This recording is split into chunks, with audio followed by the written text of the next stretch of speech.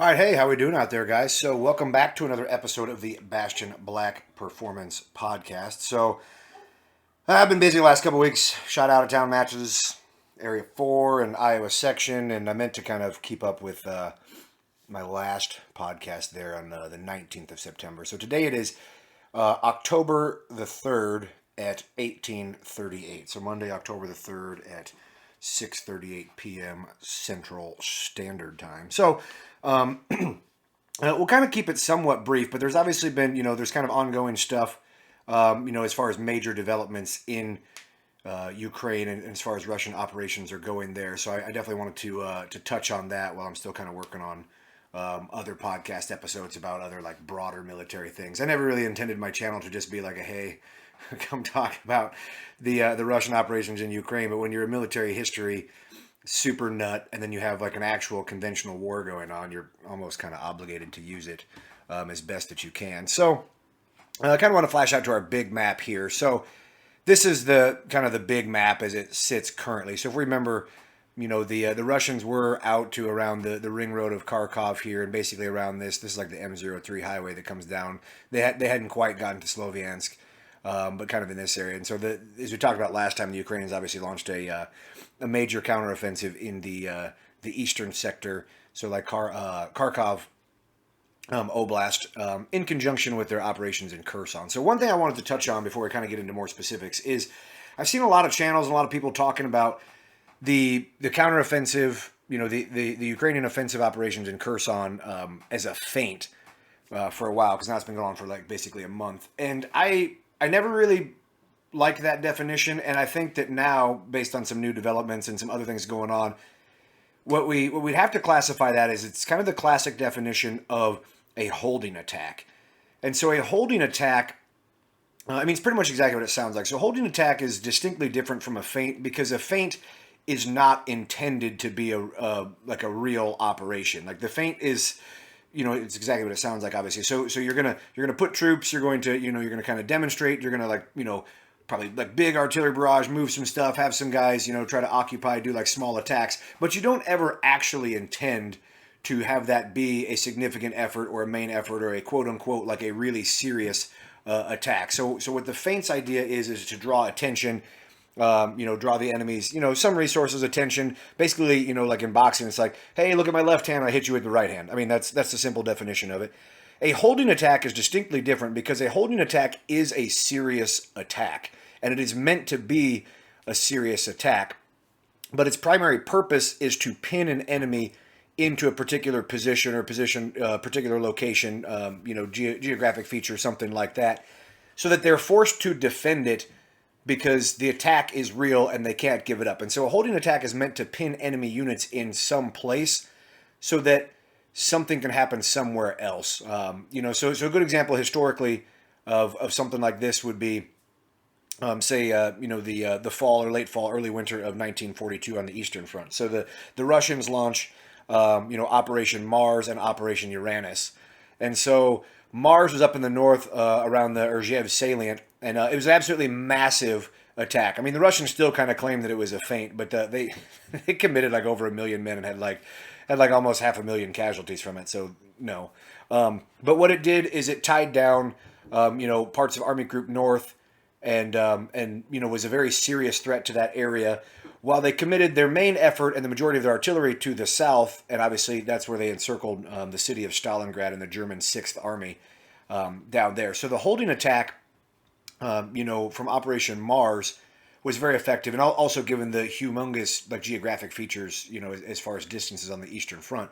So what we have here is kind of a similar position.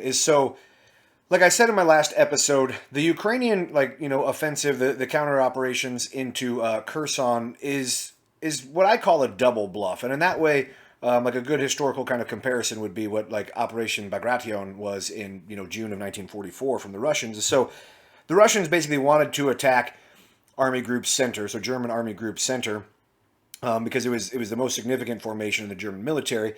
And they basically wanted to draw them into, Belarus. And they wanted to be able to surround them and basically destroy them in Belarus, and then clear, western and northwestern Ukraine for like staging the Lvov-Sandomierz offensive, which was their major push that actually got them, up to the Vistula River and all those sort of things. So basically what they did is they essentially put all of their armor and, or not all of their, but made their major armor and things in a place where the Germans can see it, kind of in the southern part of, would be, sort of the border between Army Group Center and Army Group North Ukraine, or Army Group South.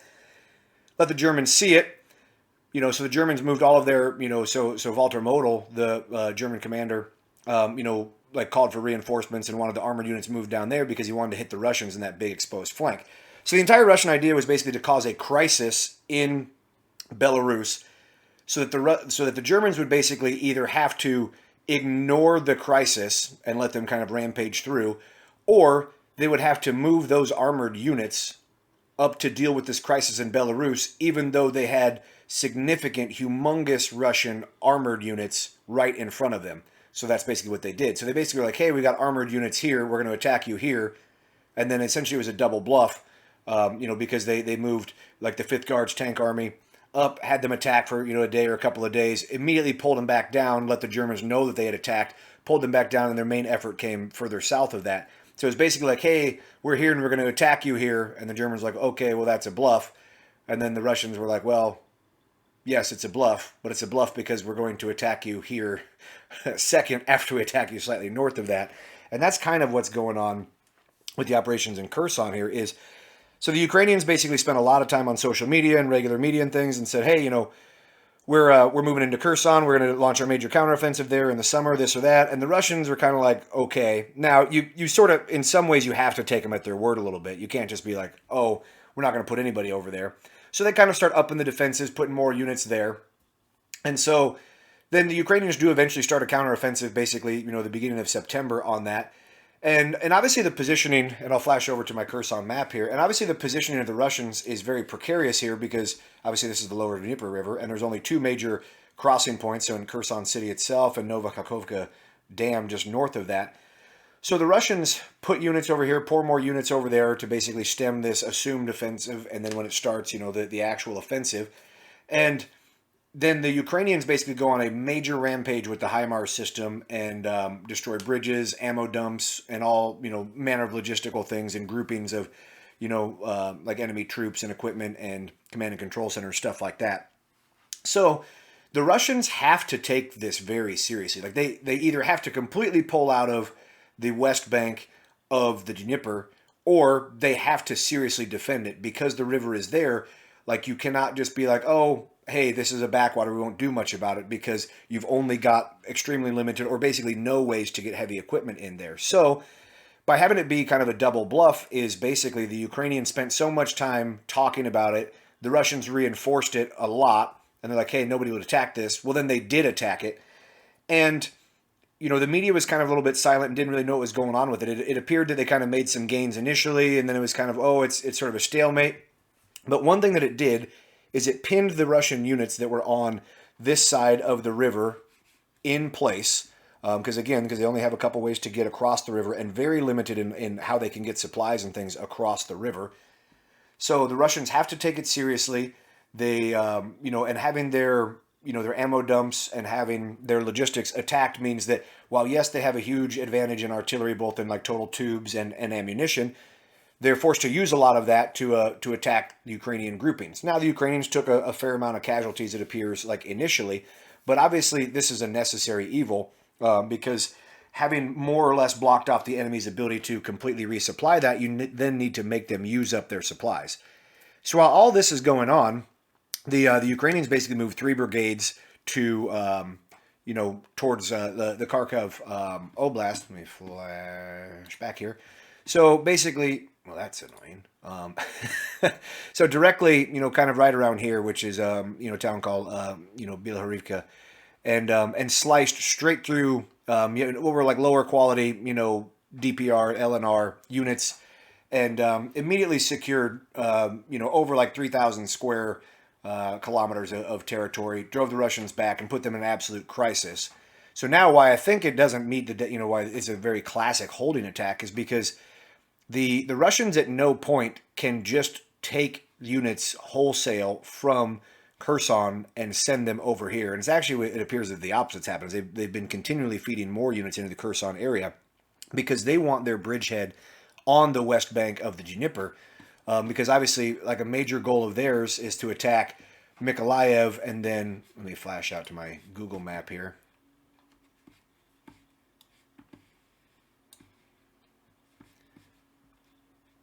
So you've got Kherson City here, Mykolaiv sits here, and then Odessa over here. So obviously Odessa, major industrial town, major, kind of port city on the Black Sea and things like that. So the Russians need to have this bridgehead here, because if they get pushed back on the other side of the Dnieper, then that's basically a crossing that now they would have to do completely contested, and they don't really have the ability to do that now. So the Ukrainians have been continuing their operations, trying to essentially diminish, this pocket, because there's something like 25,000 Russians in and around the Kherson, Kherson city and the corresponding, local area there. Plus all their major equipment. So basically the Russians are not going to have a way to get, tanks and artillery pieces and major equipment back across the road, by and large, or back across the river, rather, by and large.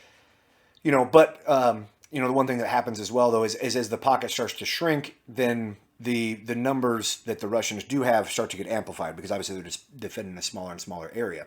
So what's kind of happened recently is, as we said, the front line basically came up. If you see my cursor, so the front line essentially came up to, is basically like dead even here with the, it would be this southern bank, where the Dnieper makes a big, kind of west to east, curve there. So the front line was basically running straight across here.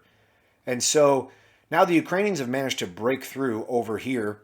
And so while they were kind of sealed off completely here, the Ukrainians have managed to push all the way down to Duchany. That's what we're going to go with for pronunciation on that. Down here. And so obviously, any fracturing of the defensive line is a benefit, but you also look at what this means. So as we can see, there's basically, north of Kherson, there's basically 3 highways that lead themselves back to either Kherson or Novokakhovka, where we know the only 2 bridges the only 2 places where there were major bridges that have been destroyed, rebuilt, continually destroyed. So they're essentially, you can't count on them being available if you're the Russians. So obviously this sits astride this highway here. And what it threatens to do is obviously to cut the Russians off from the river itself, which means that smaller units that could use things like barges or, even like, potentially like, like Zodiacs or like kind of, rope assisted bridges or find something to float their way across or even things like, technically speaking, stuff like BTRs and BMPs are supposed to be amphibious enough to make small crossings. You would never catch me inside of one of those trying to go across a river that's the size of the Dnieper here. But technically speaking, it is one of their capabilities. So by cutting them off from the river, then obviously it diminishes their ability to do any of that sort of thing. And then as they start to, potentially collapse down on this, now you start to look at the units that are out, further to the north. So now all of these sub-roads start to be the only way that they have to move. Whereas, eventually, like all roads lead to Rome, right? Like all roads lead to Novokakhovka and Kherson over here. So that's a very, potentially a humongous development there if the Ukrainians are able to keep the momentum going there. So breaking through there. Because we know they've been fighting a lot around Davydiv Brid here, which is on the Inulets River, Suky Stavak, and places like that. They've been kind of slowly expanding a little bit here, but very like tough going. So it's the potential for this to break things open is very big. And, I always like my historic examples. And so, a thing that it kind of reminds me of, like when I sort of read about it on the news today, or read about it, on the internet today, was potentially having the opportunity to do what the Germans did to the British 1st Airborne in Arnhem in 1944. So as you guys are roughly familiar, so the British 1st Airborne lands in Arnhem, which is on the north side of the Rhine. And so they have to land basically, like 10 miles away from like the bridge itself, like long story with that. But one of their battalions, so John Frost Battalion, managed to actually get into Arnhem, get to the bridge and control the north side of the bridge there. But the British are basically spread all the way out from Oosterbeek up to Arnhem. Their landing zones are compromised very soon on that. So as the Germans are attacking, one across the bridge, but also, from the east, they don't need to actually assault, against the position themselves. They essentially drive towards the bridge, cut the British off from the bridge. That way, the British, 30 Corps, the armored elements that's coming, through Nijmegen and up there to relieve them, is then cut off from them as well without having to fight their way across the bridge. So then the British are basically forced back into a pocket in the city itself. The city is essentially just destroyed with artillery and close range tank fire, and then the most of the British surrender. So I think they went into Arnhem with 10,000 men, and basically something like 2,000 managed to make it back in some capacity or another. Most were captured, but there's a lot of dead and wounded with that. So again, to use that kind of example, so if you're the Ukrainians, there's not necessarily any real need to cut this pocket here if one could continue momentum moving basically astride the highway here, because that eliminates all of this and puts this in a more precarious position. The one potential danger, if you're the Ukrainians, is depending on what level of actual control you have over the Russian supply situation that's further down here, and what the Russian disposition for indirect fire is on this side of the river. So we know that, I'm going to flash out to my Google Earth map again here. So we know that the Russians are occupying the nuclear power plant here, and they have military units, and there's artillery and things around there. So again, this is where we were over here. So the Ukrainians are driving down right here. So they do have to be careful that they don't expose their flank too much to indirect fire capabilities that the Russians have over here. But as I talked about in my last episode, the HIMARS system and other things have done a good enough job that it appears that the Ukrainians have very severely limited or almost eliminated the Russians' ability to conduct air ops in that area, which means the Ukrainians, conversely, have been able to conduct air ops there. So that may be an option that they have. Part of that's, to do with the HIMARS, interdictions of whether it was missiles or special operations assault in Crimea. The other thing is America gave them a bunch of HARM missiles, which are anti-radiation missiles, which basically what you do with those kind of missiles is you essentially fly planes around and get somebody to paint you with the radar, and then that missile locks onto the radar, then to destroy the source of that, whether it's a surface-to-air missile site, a ZSU, it's like a self-propelled, like multi-cannon anti-aircraft artillery piece, or whatever it happens to be. So those change the game a fair amount on that. And so that's an interesting development, that the Ukrainians were able to break through on that and push there. So we'll kind of keep up with that. So now I'm going to flash back out to my full map. We're going to move into the east here. So the Ukrainians are continuing. Oops. There we go. So Ukrainians are continuing their attack over here, which is basically south of Kupiansk, and which is east of Izium area there. So I'm going to flash over to it. So the Ukrainians scored another major victory. So as we kind of talked about, let me see if I can find the best map for this. So the Ukrainians, they had, taken Izium. They had somewhat surrounded it. So they had a couple pincers. So the Russians pulled out of Izium, and then they were in Lyman as well. And so the Ukrainians were able to push past Lyman, kind of on this north here where things are a lot more open from a terrain standpoint. Things get more restrictive down here, and there's obviously a lot more Russian units in the Severodonetsk-Lysychansk area. Well, so basically the Ukrainians were able to almost completely close the pocket around Lyman right here. And they had, I'd seen multiple reports, I read multiple things. So there's estimates that it was 1,500 and estimates as many as 5,000. So I don't know. It was something like 3 Russian regiments were, surrounded or almost surrounded there. I would have to guess that it's way closer to 1,500 than 5,000. I mean, there's no way that any Russian units are anywhere close to like actual textbook strength currently. And their units tend to be much smaller relative to their, their hierarchical rank within the unit system than America, for example. So in America, I can't speak to the Army, but in the Marine Corps, an entire regiment in the Marine Corps is like thousands, probably 5,000 to 7,000, if you're talking about like full complement, because you've got, within the regiment, you've got, 4 full battalions, and then, plus supporting arms and things like that. And a battalion at peak strength is, over 1,000 dudes as well. So very, very different as far as the Russians go on that. So they managed to pull, it appears that they managed to pull everyone out, at least as far as personnel, but they left a ton of equipment. And again, I'm kind of basing this on things I've read other people say. And obviously I'm on the internet, like looking for stuff. And I feel like, and this is not like a scientific thing, but if the Ukrainians had surrounded thousands of Russians and basically taken them prisoner or whatever, there would be freaking videos and pictures of that. And I haven't seen it yet. So as it sits right now, the Ukrainians are obviously driving hard for Kreminna. So Kreminna is this town right here that sits on this major north-south running road. And that's kind of obvious, right? So if we get to here and here, that's the link with the units that are north of this with the units south down towards Severodonetsk and Lysychansk. So I talked about in my last episode, I think the way the Ukrainians pronounce this is Zvatova. I pronounce, like, for me, being an American, it looks like to me like Svatove, but Zvatova, I think, is the way they pronounce that name. So that's a major hub. We'll flash to another map here. So we're just a little bit north here, if you can see. So this is Zvatova here.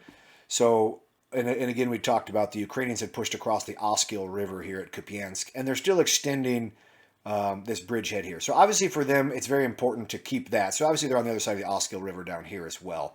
But Kupiansk sits on, major convergence of roads here. And then it has access, I mean, potentially, obviously it's defended, but it has access potentially along this highway to Svatova and Starobilsk, which is majorly in the rear of all of the Russians' operations. So that would be absolutely enormous, if they could attack deeply into that direction. So I'm going to flash out to my Google map here again so we can kind of take into, kind of get a feel for why this is so important. So we're in this area here. So here's Svatova right there. Here's Lyman or Liman. And here's Kupiansk. So Kupiansk sits on, so this darker green area, that's the Oskil River. So why this is so important. So obviously we'll flash into Lyman here first. So Lyman is just on the other side of the Seversky Donetsk River here. And so we'll just zoom in, and without this map isn't like obviously like current, but just zoom in and look at this major railway, kind of hub section that sits there, right? So that's why Lyman is so important to the Russians and conversely for the Ukrainians attacking them, because it sits astride this major, hub of railroads. So anything that you're trying to service that's east of that. So now conversely, so we look where the main rail lines from Lyman go, right? So the main rail line from Lyman follows this pathway right here. That's the rail line. So you can see that. So that works its way over here towards Lysychansk and stuff like that. So this is another facet of war that I find to be really interesting, is that just taking towns, and now in the modern era, our transit is much better obviously now than it was 100 years ago, just in general.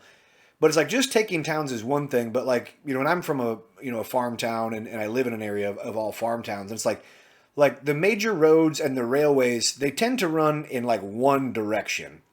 So you have to take certain towns based not only that they sit astride railways, but based on the direction that particular town's the railway goes through that particular town, and that's a very important deal. So Lyman here is essentially the way that you connect things to Severodonetsk. And Severodonetsk is basically the way that you connect things up here to Zvatova, and we'll zoom in on that in a second here, Zvatova. So Zvatova, it's a major convergence of roads and rails and stuff like that, but basically the rails run down here to Kreminna in, Severodonetsk, whereas, from Lyman, it's basically the opposite. So you can't really go from Lyman straight up to Zvatova as far as the rail stuff goes. So cutting one of those off is also very big, because the Russians were all the way out here, in Izium and slightly beyond, Svatohirsk and stuff like that. So you cut this off, and now they have no way to, potentially redo operations going in that direction. So now we said the Ukrainians are attacking towards, Kreminna here. So again, without being, any sort of, particular logistical genius, we can just zoom right in and we can see where the rail lines run, and where everything's at as far as towns go. I mean, Google Earth is awfully nice, for this stuff. So it gives us a very good insight into, where major operations are going to go. Like I've said in pretty much all my videos, it's pretty much never a surprise where people attack to, and why certain cities become major focal points of combat. But again, so we look at the rail lines here, so we can follow this around, and as it works its way through here, Siversk coming back in this direction.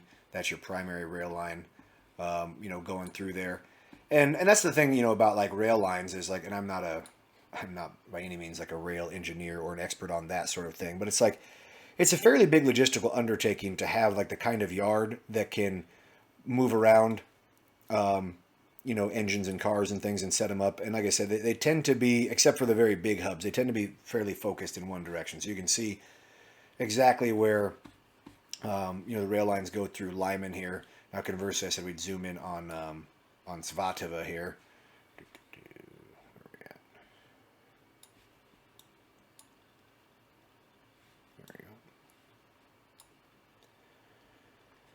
So as we can see, up here,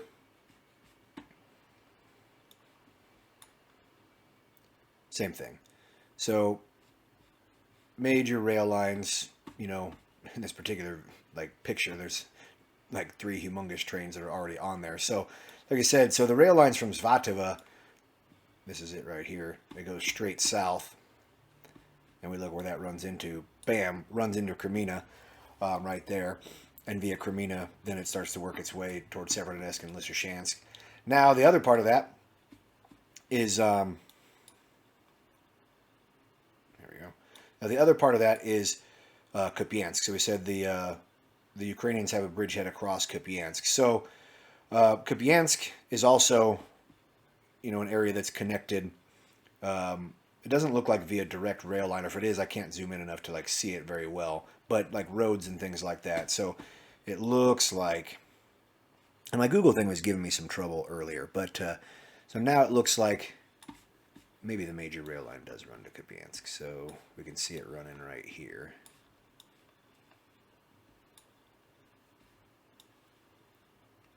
Yeah, there you go. So yeah, the rail line does run to Kupiansk here. There we go. So like we said, that's a very big deal. So if you want to move stuff north and south on the rail, you got to go through Kupiansk. You got to go through Svatova over there. So cutting this off basically eliminates any ability to use any of the rail over here to move stuff south. Same thing with roads and obviously stuff like that. So that's what I said is the obvious target over here would be Svatova as they move through, which is still a long ways away. And then, big picture, way later, would probably have to be in, middle of winter, late winter, even if everything goes well, would be Starbilsk. And Starbilsk is basically the same. It's the same main idea here, as far as everything goes. So you can see, you can zoom right in on all the rail yard stuff here. These are obviously like huge warehouses and stuff like that. So you can zoom right in on all those things, and kind of see what's going on with that. So flash out again over here. So as I said, the Ukrainians surrounding and moving this back has also eliminated what used to be. So obviously the Russian lines used to come over towards Lyman, and they used to come out towards all the way to Izium over here. And so this was kind of a big shoulder that left Siversk and Bilahorivka and this area, kind of, somewhat in a precarious position, but in a bit of a salient. And that's starting to relieve that in a major way. And so as I talked about is one of the major things with salients like that is that, the way it's kind of set up is the Ukrainians weren't really in any risk of getting, mowed over and being instantly surrounded as the Russians pushed over here towards Sloviansk and Kramatorsk. But it also means that now they have to deal with indirect fire that's here, indirect fire that's here, indirect fire that's here. And, guys going back to World War I, this is, like a major problem is because it's hard to build major defensive lines and trench lines and things like that when you're, have people on 3 sides of you that don't expose you in some way, to that enfilade fire.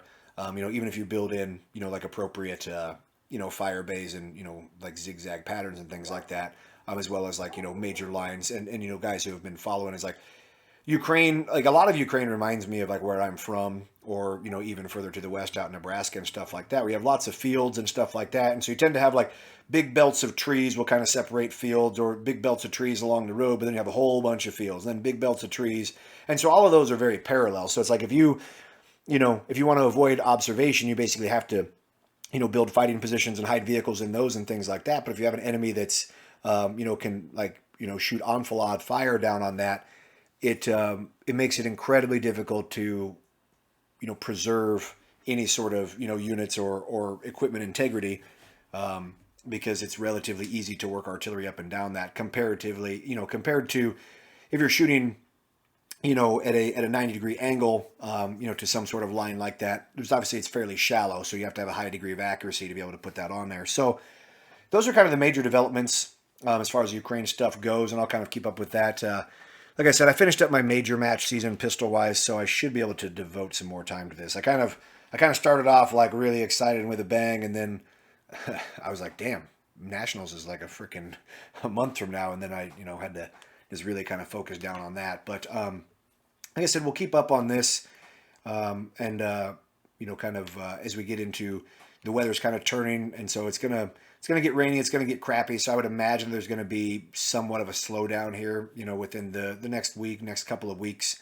But then it'll get really cold again and freeze, so there'll be some sort of pickup. Obviously, the Russians, have been, they did partial mobilization and stuff like that. But apparently that's gone just terribly. There's all sorts of stories about people showing up to depots and there's nobody there and no food and no clothing or places to sleep, and they're just having them hang out, nobody to train them. And obviously they're running. They've had a lot of vehicles damaged and destroyed and things like that. So they're not running out of vehicles. There's people that definitely keep saying that, which is based on some other guys' videos, who've done a lot of like satellite related research and stuff. It looks like at the current rate of expenditure, the Russians have something like 18 months of, armored vehicles remaining. However, they're obviously fast losing trained crews and things like that. And so when you don't have a trained crew, one, obviously you just can't operate vehicles, like that as effectively. But I've said this like in pretty much every one of my videos. Like one thing that like guys in the military know it, and it's hard for people that haven't been in the military to fully grasp it. But it's like driving like a tank is not this like indestructible like behemoth that people think that it is. They're absolutely susceptible to any number of like engine related things, not their tires, quote unquote, but their tracks tracks have to be serviced, changed out. Obviously they can be broken, they can be thrown. You can damage things like you could damage the gun itself, you could damage the optics, have other associated problems. And the way that your driver drives it, and then the way that the crew operates it, plays into that very much. So, just like even the way that you take turns, so like, if you're, taking really tight turns, or if you're doing like a counter rotation where you have one track going in one direction versus the other to spin in place. Yes, that's a really good way to turn very tight, but that puts a ton of stress on the tracks. And so things like that tend to wear vehicles down. And then you have like the obvious issues, which, you don't think that you run into this, but you probably have it even more, which are just like traffic accidents and stuff like that, on deployment. So, like having a tank driver who drives a little bit too far off on one side of the road and like tips it into a ditch or gets it stuck in mud, or we've seen pictures and stuff of guys like driving across bridges. And obviously like most of civilian life is not set up to support major tank and armored operations. So some of the smaller bridges and things that you try to navigate require very precise driving, and you get a guy who doesn't know what he's doing, or you have a really crappy ground guide or whatever, and you tip one over into the creek or the river. We've seen pictures of that. And then other things is like, I've seen videos of, I've seen Ukrainian videos of it as well, of like, guys getting shot while riding on a BMP and then bailing off to take cover, whereas the driver basically just panics and slams it in reverse and runs over two or three of the guys who fell off. And so, like all of those issues that exist in the civilian world, you somehow think that they don't exist, when you add armored vehicles and other stuff like that. Those are the things that will get exacerbated with Russia's manpower issues. Is it's not that they won't have enough people, quote unquote, but without the proper training and then without proper vehicle maintenance, is you're going to start to have, or you're going to continue to have, and you're going to exacerbate just the equipment, durability and longevity related issues that they're currently having. But that's all I've got for tonight. Remember, guys, only the hits count, and you can never miss fast enough to catch back up.